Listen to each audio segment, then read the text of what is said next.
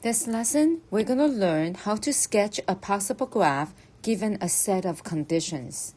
First, let's write down all the points that we have. So this means when x equals negative 7, y is 5. When x equals negative 5, y is negative 8. When x equals 3, y is also negative 8. And when x equals negative 1, y is negative 2.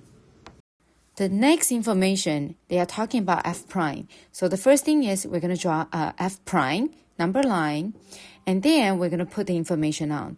The first thing is they say f prime at negative 5 is a 0. That means at negative 5 is a solid dot, it's a critical point. And f at negative 1 is also 0. That's another critical point, it's a solid dot. And the next information we have is f prime at negative 7 does not exist. That means negative 7 is a restriction, it's an empty dot.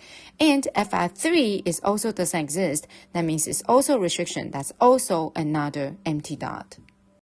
The next information, it says f prime x is less than 0. That means it's negative in the interval negative infinity to negative 7, and negative 7 to negative 5, and negative 1 to 3. And it says f prime will be greater than 0, which means positive in the interval from negative 5 to negative 1, and from 3 to positive infinity. At this point, we can identify our critical points already. So this is negative going down, positive going up. That means this is a minimum. And next one, on the negative 1, going up on the left-hand side and going down on the right-hand side. So this will give you a maximum. After we classify the critical points, let's move on to the second differentiation information. So first thing is f double prime at negative 3 equals 0. That means at x equals negative 3, that's a solid dot, and this indicates that's a point of inflection. And next one, it says f double prime at negative 7 and 3 does not exist. That means the differentiation does not exist. That means at those 2 points are restrictions. And next one, it says f double prime is less than 0, which is negative interval in between negative infinity to negative 7, negative 3 to positive 3, and 3 to positive infinity. And f double prime x will be greater than 0, means positive interval in between negative 7 to negative 3. Before we move on to find out more information, as you can see here, none of the points are the point of inflection here. Therefore, we should write down another point, which is point of inflection at x equals negative 3. Since we do not know the y value, just write down a y. Finally, since we have those two number lines, we suppose combine them to see how does the graph look like. Once again, we will cut the graph into regions according to all the critical points and the restrictions.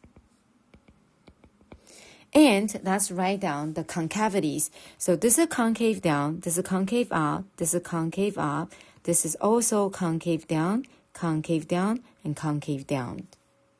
Then we use the first differentiation to find out which part of the concavity that we are going to take. So this region is decreasing, so we're going to pick the right-hand side. And this region is decreasing again, so we're going to pick the left-hand side.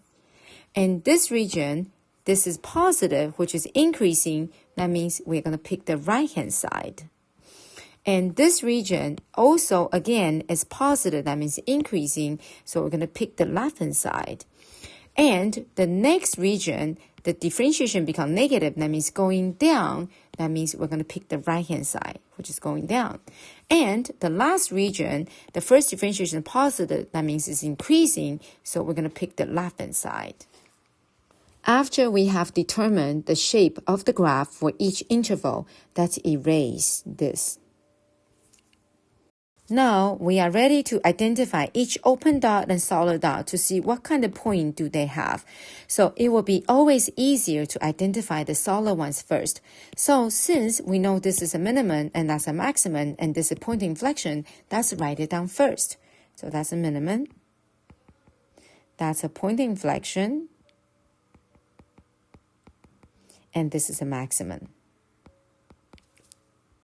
Then we look at x equals negative 7. Based on the shape of the graph, I have two predictions. One way is this is a point of inflection, or this is a vertical tangent. However, if it is point of inflection, the second differentiation should be a solid dot. So we know this is not possible. Therefore, we know there's a vertical tangent at x equals -7. So this is a vertical tangent.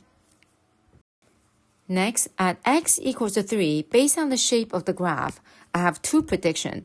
One is this is the vertical asymptote, the function goal approach to it.